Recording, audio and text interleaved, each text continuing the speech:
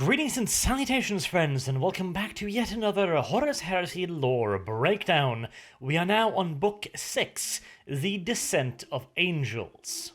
Oh boy, I've been kinda dreading this one. The poor Dark Angels have a bit of a curse lying over them. Their books tend to be less than great, shall we say, and honestly, I hated this book the first time I read it. I felt it was way too slow, way too boring, and the action was just kinda subpar in my opinion. Rereading it though, it gets a lot better. The sheer wealth of knowledge and information it keeps within it pertaining to the Dark Angels makes it worth reading, at the very least for somebody like me, who enjoys of course doing the lore part of it. It is probably by far the weakest of the Horus Heresy books so far, though, so let's just crack on with it, shall we? Starting, of course, with the Dark Angels' homeworld of Caliban, a place that was going to be a rather big problem. Oh yes, indeed. So, Caliban was a death world, one of the relatively milder versions of death world, but a death world nonetheless, and the primary reason for this was the so-called Great Beasts. These were rather interesting creatures because they didn't seem to be species at all. They would be exactly one individual creature, with no outlying species, no males, no females, no apparent hereditary bonds, no apparent DNA similarities, although the Calibanites of course couldn't know that because they didn't have the tech to figure it out. The Empire of course did, and they figured out, well, that very same thing. And there was absolutely no suggestion that they, well, mated or reproduced in any way. Additionally, they could look like all kinds of different creepy things that didn't really have any real logical explanation. One could be a giant bird with a snake for a tail. Another one could be a massive lion with swords sticking out of its pelt. Another one could be a monstrous hedgehog with hamsters for feet. There really was no logic in it. They did all have one thing in common, though. They were extraordinarily dangerous, and they tended to nom anybody who got too close to them. To protect themselves against these creatures, the knightly orders were formed specifically to hunt them down and defend the various scattered settlements. Settlements, by the way, that almost always were located in the deepest, darkest fuck-off forests on Caliban. Practically the entire planet was covered in gargantuan forests or wide-reaching mountain ranges, which were essentially inhospitable to people with this kind of technology level. Speaking of tech, they had maintained some of their technology, primarily pertaining to good old-fashioned violence.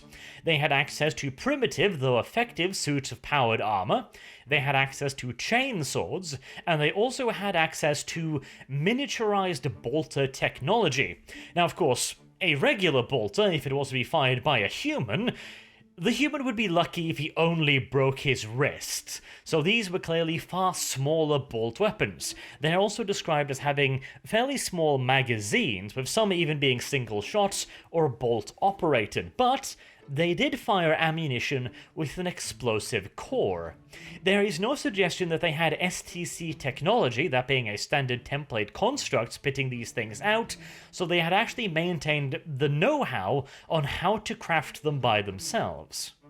That was, however, pretty much it. They had retained very, very little of the technology. They had no motor vehicles, for example. They had very little in the way of advanced communication. The planet was essentially on a feudal level of technology, with three ruling classes. The nobles, of which there were fairly few, and they ruled over vast territories. The peasants, of course, which includes any kind of, regular people. And then the fighting class, the knightly orders.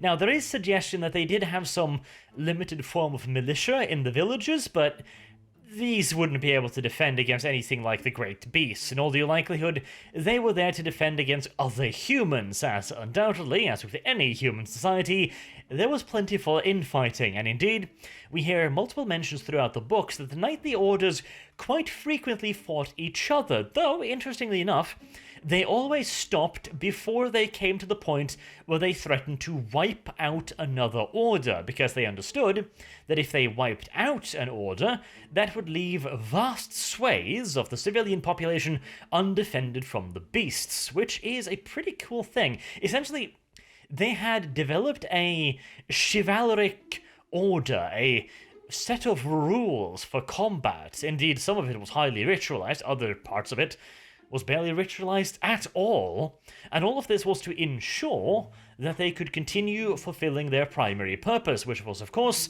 to keep the great beasts in check. It was, in other words, a very traditional society, very rigidly organized. For example, generally speaking, peasants could not become knights. They would have to be recruited from the more noble classes, second and third sons, etc. However, a new order had risen on the planet, simply calling itself the Order. Very inventive, no doubt. And this order put forth the rather radical supposition that all people were created equally, and so it would recruit its knights from amongst the peasant classes, and indeed anyone. They held the view that a man's worth was not in any way based upon his birth, but his actions. This was not particularly welcome on Caliban, a very traditionalist society, and many believe that this was extraordinarily dangerous. After all, the noble class had been fighting and training to fight for generations. If they allowed this new order to establish itself and water down the bloodline of fighters, then they were of the opinion that inevitably, their fighting prowess would diminish eventually to the point where they would lose the Great War against the beasts, and then everybody would get wiped out and turned into kibbles, which of course was not a very good thing. As such, one of these orders took it one step further. Instead of just simply bitching at them, decided to attack the new order. These were the Knights of the Crimson Chalice, who attacked the new order's fortress monastery at Alderuk. However, the Order, instead of hiding behind its walls and trying to outlast their betters, decided to sally out and charge the enemy's lines before they had established their siege properly, in a pitched battle.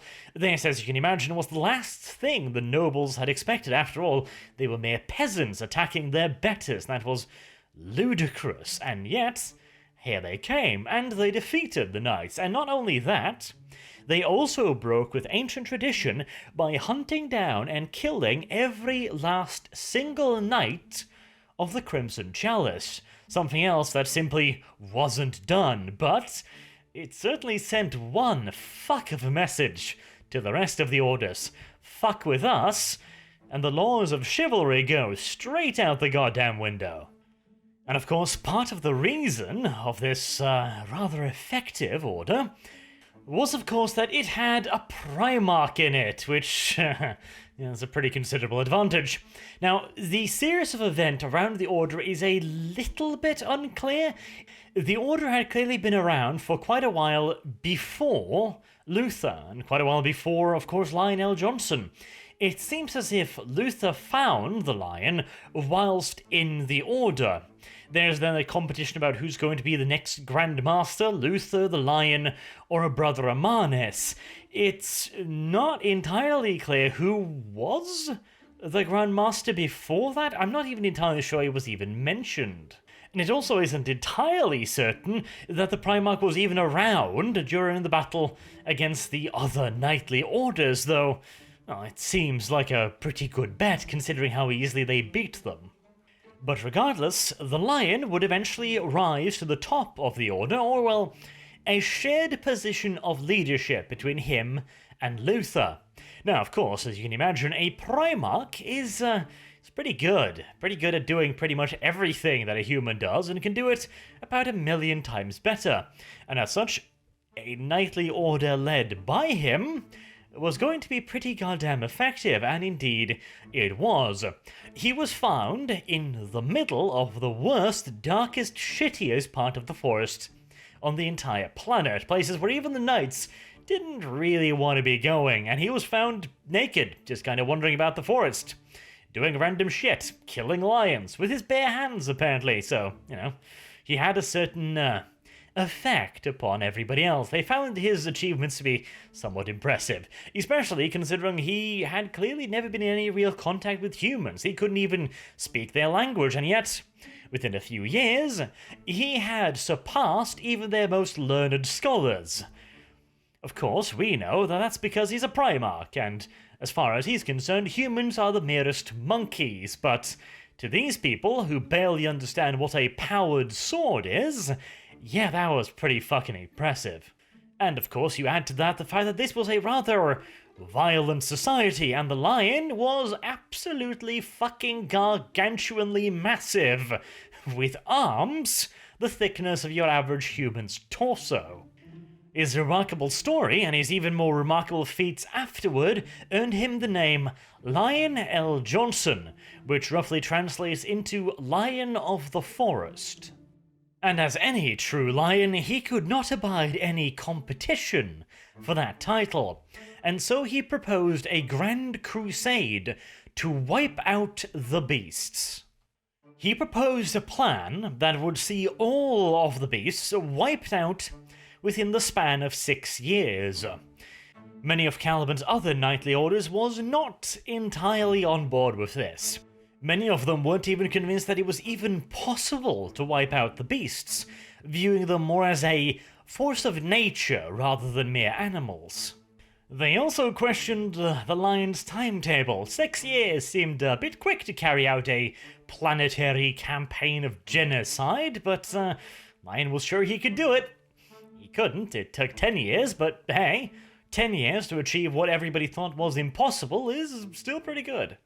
And at the dawning of our story, where we are introduced to our real main characters, Zahariel and Nemiel, he's pretty much done with his little campaign. Lionel Johnson has viciously murdered all of the majestic animals that once reigned the green forests, leaving behind him a corpse of brutalized poor little kawaii animals. All they wanted was to be left alone to eat people. And yet people still think that Conrad Curse is the bad guy. Anyways, that's enough about Lionel nonsense. Let's move on to, as I said, the real main characters, Zahariel and Nemiel. One of which is, of course, a Psyker. The other of which is going to be heading in a somewhat different direction. They are both sons of the nobility, and have been competing with each other their whole lives. This competition has driven them towards excellence, and it was well recognized within the Order that the two of them were likely to do very well indeed, even drawing the notice of the Lion himself. And without knowing it, Zahariel was a witch, a filthy, dirty little mutant psyker. Well, not really the filthy, dirty part, but a psyker, most definitively. We even get some very early hints at this. So, Zahariel, just like all of the other recruits, had to go through the initiation ceremony. All you had to do to become an acolyte of the Order was survive a single night standing outside the Order's fortress in the middle of fucking winter without a coat or boots. Additionally, they were not allowed to move around, or eat, or sit down, or relax in any fashion. Now, it might sound like surviving a single day outside the walls couldn't possibly be that bad, but you'd be surprised. Zahariel and Nemiel both remember that it had been snowing for quite a while. That means that the temperature is somewhere around 0. Now, snow can be formed all the way up to, 3, 4 plus even, and 3, 4 minus, not usually a whole lot more or less, which means we're looking at temperatures between -4 to +4 in extreme circumstances, but generally speaking around about 0. Now, standing outside without boots, without a coat, and without being allowed to move around much for a whole day and a night in the snow is going to be a remarkably shitty experience. Now, you're unlikely to die, although you could, depending on the temperature, and you probably wouldn't suffer from permanent frostbite. Maybe 2nd degree if you're unlucky, but relatively unlikely. 1st degree, probably, but, that's not permanent. But trust you me, a couple hours of that, and you're not going to be wanting to stand outside for very much longer. It is a real test of endurance, no doubt, and I mean, the acolytes could be unlucky, and it could be a particularly cold night. If it starts approaching minus 10, 20, which is not uncommon in colder climates, yeah, you might be fucked. You might be really, really fucked. But of course, merely freezing your tiny little childlike balls off isn't bad enough. No, it's gotta be a little bit worse than that. So the Order send out their recruiters and their guards to wander amongst the kids and try and make them give up. Both by, yelling at them, calling them pathetic little cum buckets, so they should just fuck off back home because they're useless and will never get accepted into the Order even if they stand out there during the night. And they'll also try to be nice, you shouldn't be out here when it gets dark. All kinds of monsters will be roaming around the walls, looking for little children. They'll suck your eyeballs out and chew them up like gummy bears. It's downright fucking disgusting if you ask me. You should come inside and be safe. We'll even give you your coat back. And of course, after a few hours out in the cold without food, a nice gentle little guard coming, "Oh, poor little lad, you're cold. Here, have some warm soup." Yeah, it requires a certain, determination, shall we say, to ignore that. But that's not really the interesting part. Zahariel is dreaming of all of this, much later in his life in the Order. He always has the same dream about the day he got accepted into the Order after the rather cold night outside, but on certain places it always changes. I think it's giving him visions of the future. In this case, the change is there is a young boy standing next to him, a perfect young boy, standing ramrod straight. He's beautiful, he clearly has an air of nobility around him, etc. He is clearly the perfect son. And he was approached by a guard who told him that he didn't have to finish the test. The Order's Grand Master had already taken notice of him, and it was clear to anyone with eyes to see that this kid was destined for greatness. He was going to be the chosen one. And believing this, the kid fell to his knees and kissed the ground, thereby breaking one of the rules of the test, namely to remain standing at all time. And in his dreamscape, Zahariel had a unique insight into this. He understood that the chosen child had simply been told what he had wanted to hear, and since it was such a comforting lie, he simply just accepted it, and so he fell, only to then be told that he had failed the test. That sounds a lot like a certain Primarch that would also be told exactly what he wanted to hear, and would also fall, only then to much, much later realize that he had failed the test.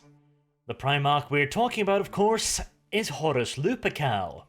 He was told what he wanted to hear, namely that he had not failed, it was the Emperor who had failed, that he was the chosen one, and the Emperor had abandoned him. In fact, the Emperor had become jealous of him and sought to destroy him. And then we learn from the Elder, later on, that Horus would come to hate himself for betraying the Emperor once the truth was revealed to him, and he would then realize that he had failed the Emperor and destroy himself in the fall. Precisely like this chosen child in the dream world. Zahariel's more powerful a psyche than he knows. But, of course, Zahariel hasn't got the faintest fucking clue what these dreams means. As far as he knows, they're just dreams, even though he can't forget them. Again, there is no way for Zahariel to understand any of this. On the world of Caliban, they tend to simply just, beat to death children that show any form of mutation, and later on in life, if they manifest witchcraft, they'll burn them at the stake. Zahariel has had absolutely no instruction into any of this, and even when he is instructed into the arts of psychic powers later on, he still has no reason to really read into any of these dreams.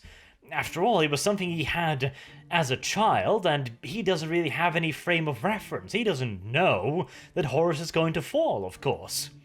So it is only with a great deal of hindsight and a great deal of additional knowledge that we here in our comfortable living rooms can speculate into whether or not these dreams might have been a bit more than just dreams. Also, a note on this initiation ceremony. Out of a total of 200 volunteers, only 12 remained the next morning. That is quite the rate of attrition. Now, as I mentioned, standing outside in the cold, a full day, 24-odd hours, that's going to be, to put it rather mildly, extraordinarily uncomfortable, especially for a child of all things. And whilst this ritual might be considered downright mild compared to some of the other Legionis Astartes, like for example the Death Guard and their, to put it very mildly, uncomfortable trials, it's still nothing to sniff at. Especially considering the nasty little gribblies living inside of the forest. Let us take a moment to talk about said gribblies. The book very heavily hints at the fact that these creatures are not natural, and in fact pretty much outright states that they are not natural. It would appear as if they are some form of warp-spawned manifestation, but not full demon. Corrupted fauna, perhaps? Or maybe minor demonic entities. It is possible that the world is very, very close to having a breach between reality, but not quite enough to let any actual proper demons through. Instead, a minor warp entity would seep through, find itself a chicken or something, and possess that. And what do you think happens when a warp entity possesses a chicken? Well, let's just say that, the chicken becomes a lot angrier. And a bit bigger as well. And might grow teeth. And a tail that looks like a snake, and, stuff like that. In short, it does not in any way, shape, or form produce pleasant consequences, not even remotely, and, well, that is the primary reason why Caliban is a death world. The extraordinarily nasty creatures, though I'm amazed that the Lion is even doing as good a job as he is eradicating them. If these things really are, partially at least, warp creatures, simply wiping them out shouldn't really have much of an effect on their numbers, as they can simply just, respawn. Basically. I mean, the hole in reality hasn't been clogged, so they can still pop on through and corrupt more creatures. Though, that might actually explain for why the Lion was so grossly off in his estimate. He simply didn't know what he was fighting, and so he thought, okay, there's 500 of these things, I can kill X amount in a day, therefore it's going to take this long. Not realizing that there might be 500 of them, but they might also multiply at a rather astounding rate as you start killing them. Also, about the Lion, we get a lot of insight into the Lion's personality in this book, and it is quite interesting. On one hand, the Lion is clearly very, very intelligent and very good at what he does, but on the other hand, he has more in common with Conrad Curse than you might first believe. The Lion clearly doesn't understand people, not in the slightest.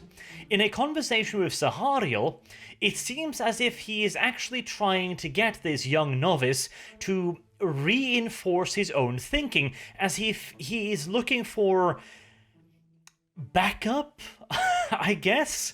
He tells Zahariel stuff that would be considered pretty goddamn inflammatory, questioning the value of tradition, etc., which sounds like complete and utter heresy to someone in Zahariel's position as a young novice being trained using these very same traditions. It's kind of like he's looking at this young Zahariel and going I'm doing this for you, I'm doing this for the future. Are you grateful? Do you understand why I'm doing this? And Zahariel, being next to a fucking Primarch, simply nods his head and goes, yes, massa. Because, well, he's standing next to a fucking Primarch. What would you have answered him? He also has absolutely no understanding or sympathy whatsoever for any of the old guard who wish to hold on to their tradition. He simply just doesn't understand it. It's not like he just simply, disagrees fundamentally with their ideas and traditions. He simply doesn't get it. He doesn't... How do I put it?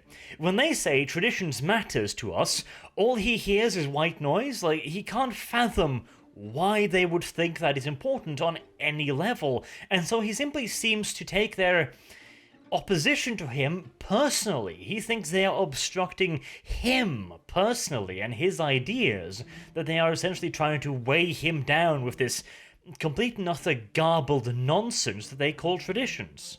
And the only reason he got his crusade was because Luther convinced the others to let him have his way, convincing them of the benefits of this plan, which suggests to me that the Lion didn't even try, or wasn't very good at it, and considering that he is looking for affirmation from a complete and utter novice, somebody who hasn't got the faintest clue really what's going on beyond what he's been told by the Order, it's very clear that the Lion is, to put it mildly, socially awkward. In fact, I think we could go so far as to call him flat out socially retarded.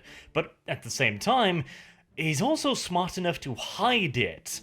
He can't read people at all. He barely understands how they think on even the most fundamental level, but he's smart enough to realize that and try and hide it and try and gloss it over to the point where nobody's really noticed. And indeed, when somebody gets a glimpse of this social retardation, they just think to themselves, that can't be. I must be overthinking this. The Lion can't possibly be this awkward, you know? It must be something about me. And in fact, in later books, we will see that precise thing being put into words. And speaking of social retardation, we're about 25 minutes in, so you know what's coming.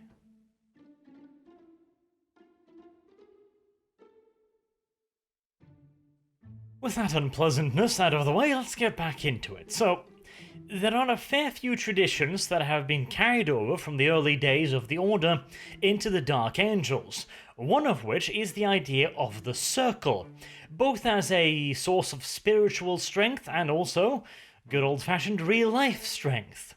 For example, the Order used to teach its supplicants that a circular defensive formation was extremely strong, where each member of the circle could protect the man to his left. They would also have concentric circles, so that when the outer circle began receiving breaches, the inner circle would move up to prevent those breaches from screwing up the rest of the circle. They also employed this idea in the construction of the Order's hierarchy, with the outer and inner circles. The closer you got to the inner circle, the more of the chapter's secrets, shall we say, were eventually revealed to you. This was done to keep the novices unaware of the, shall we say, rather dark backstory of the Dark Angels. It was even used during the early days of the Order as the, well, how do I put this? The Order was, ever since Luther and the Lion got in control anyways, on somewhat shaky moral ground, shall we say. When the Lion proclaimed his plan to cleanse the planet of the great beasts, many knightly orders were not entirely convinced. Luther eventually managed to get most of them in line, but not all. One of these were the Knights of Lupus. Luther had apparently told them that the Lion had given them some form of assurances that once he was done cleansing the rest of the planet, he would not enter their territory in the North Wilds. Lion apparently had absolutely no idea that Luther had made this promise, and especially not that he had made it on the Lion's behalf, or at the very least that's what it appears like. The Knights of Lupus argue that they have been given these assurances, and that by entering their territory, the Lion had broken these assurances. The Lion appears to be genuinely unaware of any such assurances, though he is also clearly pushing for war with the Knights of Lupus, so maybe, perhaps, maybe not. Then again, I honestly would be surprised if he did know, because the Lion really does not strike me as the kind of guy who'd be making any kind of compromises whatsoever. And he's definitely not the kind of guy who'd lie to further his own goals. Not necessarily out of a sense of nobility, but because, well, like I said, he doesn't really understand why the other party won't just simply obey him. It's far more likely to simply piss him off rather than him making any sort of concessions, and lying to them and saying that he'll leave them alone, well, that definitely would be a concession. It's also quite interesting how he doesn't even entertain the possibility that Luther may have done this. The Grand Master of the Knights of Lupus tells him flat out to his face, Luther gave us these assurances, and he basically told us that you also gave your assurance, and the Lion just hand waves it away. Clearly, he doesn't give a shit about the Knights of Lupus or anything they have to say, which is rather interesting. Now, granted, again, the lion is a relatively simple creature, socially speaking, so, he could genuinely just go like, there's no way Luther would have done that, are you retarded? And just kind of, hand wave it off, because as far as he's concerned, it's basically impossible. It is quite interesting, though, considering all of those nasty little books he'd eventually found in the Knights of Lupus's possession.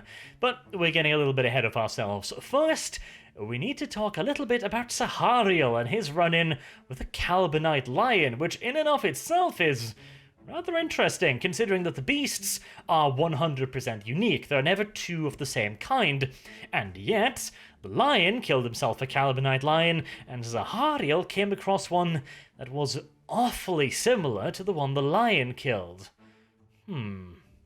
This is where stuff gets really, really, really complicated. So, the Watchers in the Dark, these little pillowy creatures, the Fey thingy-bobs, some kind of servant species of the Eldar, maybe? It's kind of unclear. They've definitely been around for a very, very long time, and they are, well, again, it is hinted at that they might be the original population of the planet of Caliban, but it is also hinted at that they might have been put there through non-natural means, specifically to control a potential threat. Which one is the most accurate? Well, it's not entirely clear as of yet, but these creatures have clearly been here for a very, very long time, and they have become part of the planet's folklore. The local populace in the North Wild see them as guardian spirits of sorts, protecting them against the great beasts. The interesting fact is, of course, that in all due technicality, they kind of are, but they're also the ones that are seemingly, if not controlling the great beast, then at the very least, how do I put it? Permissive and to some extent accepting of their behavior. These Watchers obviously know about the threat of chaos. They also know that the planet is fucking infested with it. Yes, the planet of Caliban is utterly steeped in chaos energies, and yet people are allowed to live on it without massive mutations. This is due to the fact that the areas with most intense mutagenic energies are patrolled by the great beasts, which viciously murder anybody that get close to it. A kind of failsafe. This also prevents more of the insane shit from seeping out and infecting humans.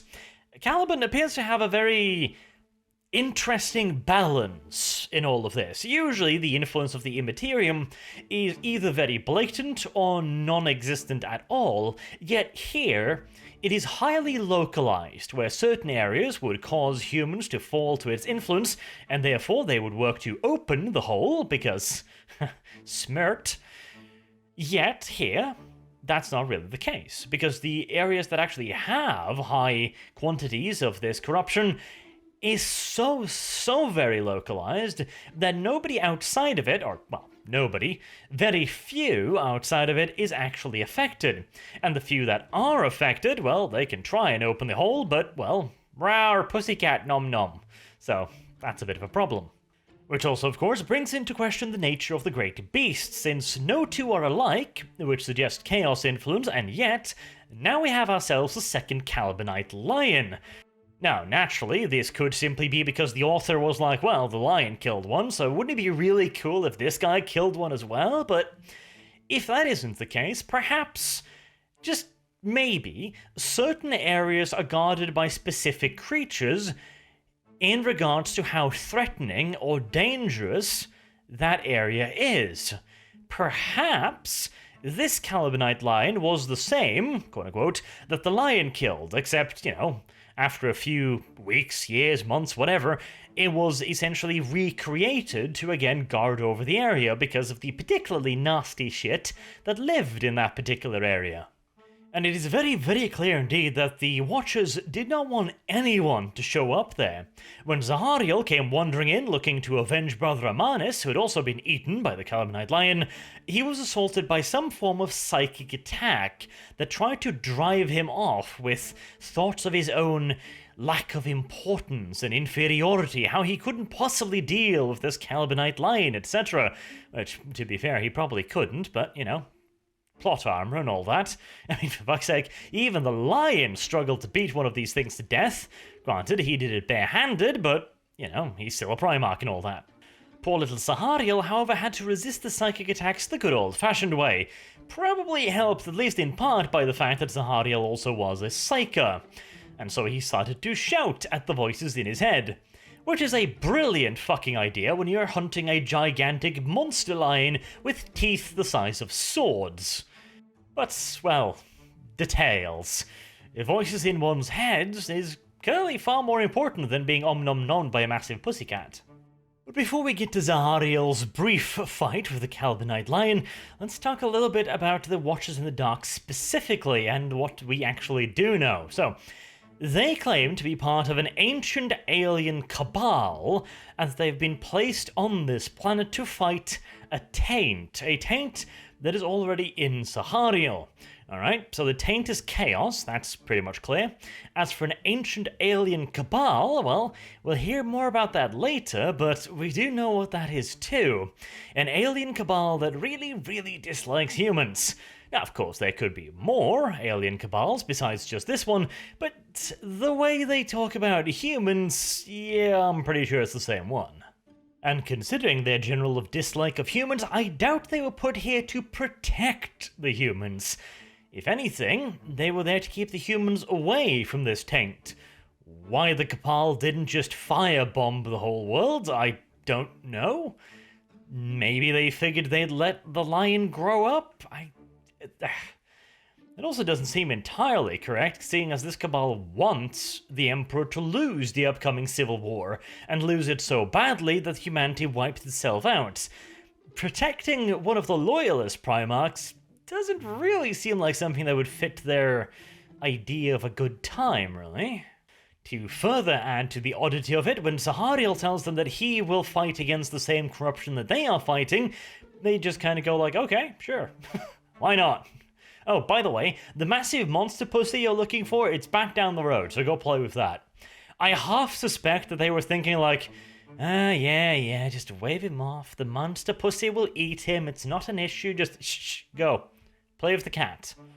And they figured the cat would eat him. The cat tried to eat him, tried very hard as well, and got very, very close, but Zahariel's a Psyker, possessing a special ability that allows him to slip into the warp, partially, for a very limited amount of time, slowing down time around him and allowing him to pass through the flesh of other creatures, allowing him to phase his bolt weapon inside of the kitty cat and blow its heart to tiny little smithereens. Poor kitty cat. Interestingly enough, though, after he has killed the kitty cat, he can then easily saw off its head with its motorized blade, despite the fact that the lion's hide was easily puffing away his bolt rounds just a few seconds earlier. Now, it is very difficult to determine anything specific about the Great Beast, but considering their rather unnatural resistance to getting shot again and again, there's clearly something unnatural about them. I'm thinking maybe perhaps it's something along the lines of a low-level possession, perhaps. It's, like I mentioned previously, a creature that has been taken over in part and has had part of its body mutated. We're going to see an example of something kind of like this in a later book, which suggests that at the very least it would be possible, but all in all, the Great Beasts of Caliban seem to be rather unique creatures, which, considering that again they are all unique, except for the two lions, because plot reasons, it's really hard to really codify them properly. There's something warpish about them, but they're also clearly not entirely demonic. Maybe we'll get some hints in later books. After all, the mysterious guardians in the darkness will essentially be enslaved by the Dark Angels at some point, so maybe they'll give up some more information after decades and decades of vicious torture. Maybe. We'll see.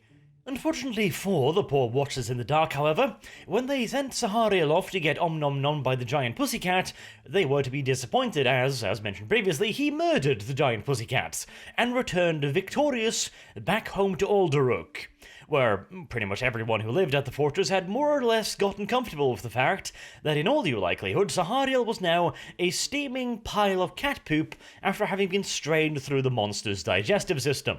Needless to say, it was quite a bit of a surprise when he came riding in one day and went like, "Hey, I killed the giant kitty cat!" But they took it with good grace and initiated him into the order as a full knight, on the same night, by the way, that the lion was finally made the official Grand Master of the order.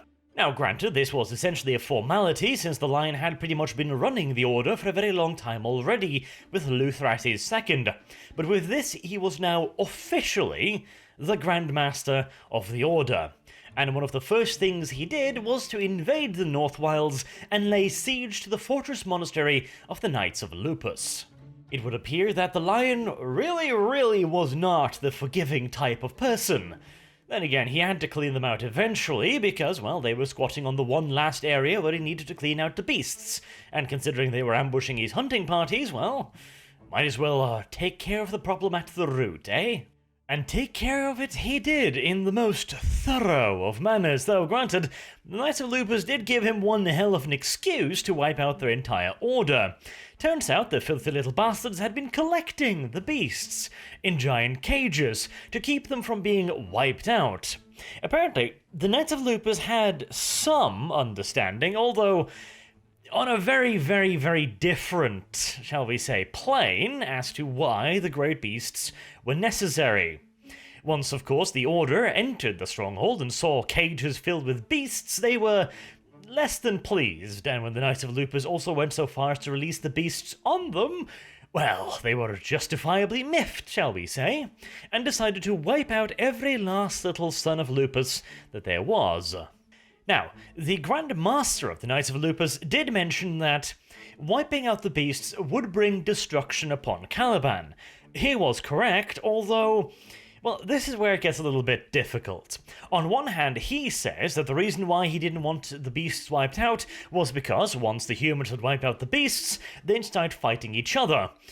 To me, that seems like a fairly moot point, like, okay, yeah, we'll fight each other, but there'll still be more arable land, life will still be better without the great beasts, so, the argument that, well, we might still kill each other seems rather pointless to me, but hey, details. However, it is also possible that this was an excuse, or perhaps they had originally known the reason why the Great Beasts existed, to protect Caliban from the Taint, but over the millennia, if not thousands of years, the knowledge was, like most knowledge eventually is, diluted. And eventually, the Grand Masters of the Order couldn't really know why they were supposed to protect the Great Beasts again, because the knowledge had been lost, and so they reasoned themselves into another reason for why they had to protect the Great Beast, because all they knew was they had to protect the giant fluffies, for some reason or another. And it is very clear that their libraries included some rather dubious tomes, shall we say. The lion, after just leafing through a few of them, went, "Hey, treasure trove," and had them all carted off back to Alderuk.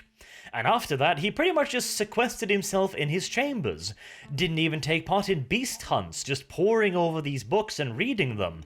Now this is very interesting, because as we will know later, these books were, to put it fucking mildly, heretical in nature, and yet there is very little heretical about the lion. Hell, there isn't even a whole lot of a hint about the suggestion that he might know anything particularly heretical. In fact, he seems to behave as an exemplary son of the Emperor throughout the campaign, at least up until the books I have read, so, that's rather interesting. On one hand, as we will experience later in the next Archangel books, it had a rather detrimental effect on Luther, so perhaps the lion is just really good at resisting the taint, and considering he spent a lot of his early life in the North Wilds, which was filled with the taint, Maybe this was the lion's special gift, being incredibly resilient to the taint of chaos.